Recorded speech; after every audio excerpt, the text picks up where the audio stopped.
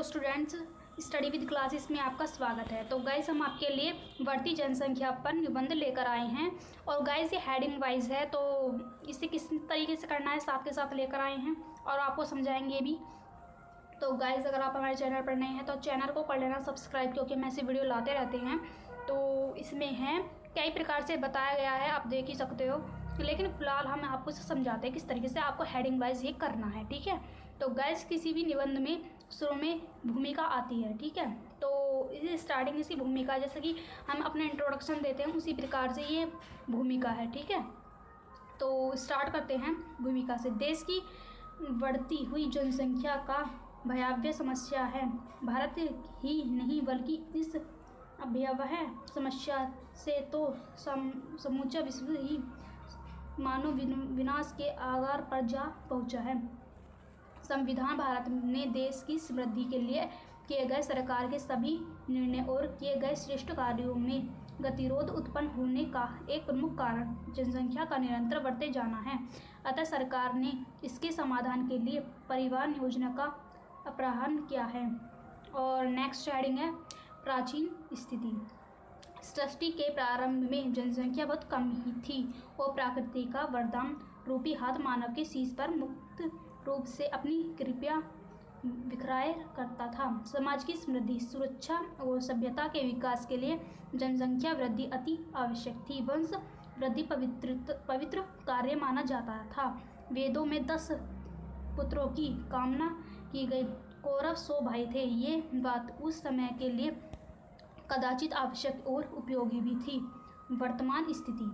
आज इस स्थिति बदल चुकी है। वर्ष 1971 की जनगणना के अनुसार भारत की जनसंख्या 55 करोड़ थी। वर्ष 1946 के आरंभ में यह 60 करोड़ से ऊपर थी। नए आंकड़ों के अनुसार अब यह 1 अरब से ऊपर पहुंच चुकी है। देश के लिए बोझ। प्रस्तुत देश की जनसंख्या की उसकी शक्ति का आधार होती है, परंतु अनियंत्रित गति से इसका बढ़ते जाना निश्चित ही देश के लिए बोझ सिद्ध होगा। सीमा से अधिक आबादी किसी देश के लिए गौरव की बात कदापि नहीं कही जा सकती। ऐसी दशा में तो जनसंख्या एक अभिशाप ही कही जाएगी। भारत इस समय आबादी की दृष्टि से दुनिया का दूसरा सबसे बड़ा देश है। और परिवार के लिए बोझ। संविधान के उपरांत भारत में संपत्ति के उत्पादन व वितरण की गलत नीतियों के कारण रोजगार इतना नहीं बढ़ा कि सबको किसी एक स्तर तक समान रूप से रहने व खाने पहनने और स्वास्थ्य रहकर अपना योगदान देने का अवसर मिले। यह भी अनिश्चित है कि शिक्षा तथा आर्थिक विकास के परिणामों की प्रतीक्षा करते करते परिवार नियोजन का प्रशासन अनदेखा कर दे। और इसके आगे का है वास्तविक तथ्य यह है कि जब तक आर्थिक विकास होगा तब तक जनसंख्या इतनी बढ़ चुकी होगी कि वह समग्र विकास को निगल जाएगी।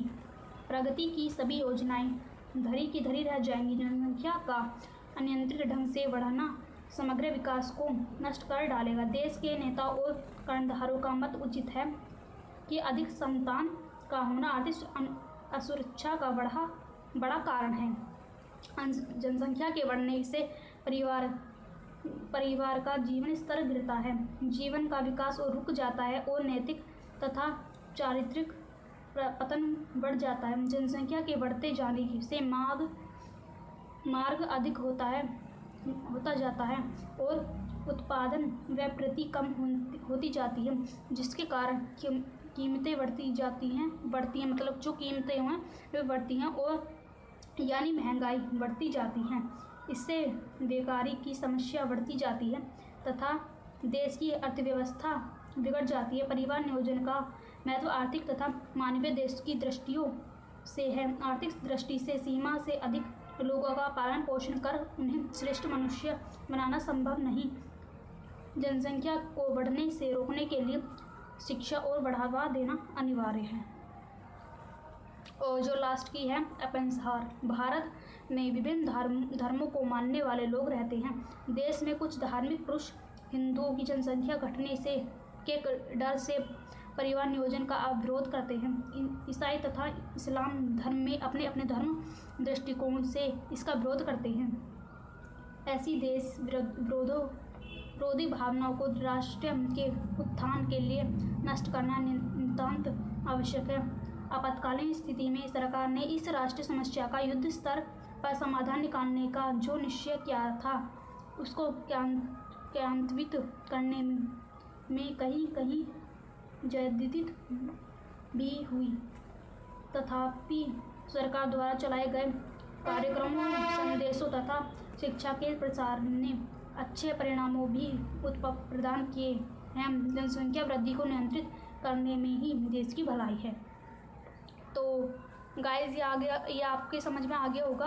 तो किस तरीके से हमने आपको समझाया हेडिंग वाइज, और इनकी हेडिंग के विशेषकर याद रखना, ठीक है। तो गाइस कैसी लगी आपको वीडियो कमेंट में ज़रूर बताना। बहुत इजीली आप इसे कर पाओगे, मैंने आपको बता भी दिया है। तो गाइस अगर आपको ये वीडियो अच्छी लगे तो एक लाइक ज़रूर करना, और अगर आपको चैनल अच्छा लगे तो चैनल को सब्सक्राइब कर लेना, क्योंकि हम ऐसी वीडियो लाते रहते हैं। तो मिलते हैं वीडियो में नेक्स्ट। Thank you.